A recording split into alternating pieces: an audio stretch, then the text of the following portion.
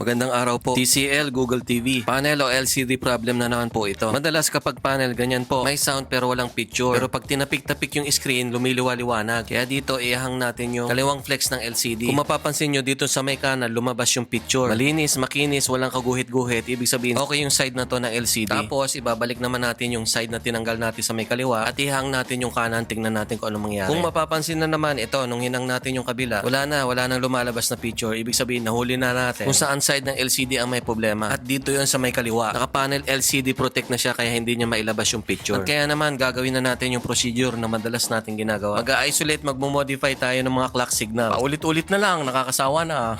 Well, ganun naman po ang mga repair. Repetitive process naman lagi po talaga yan. At ayan, tinakpan na natin ang secret recipe glue natin.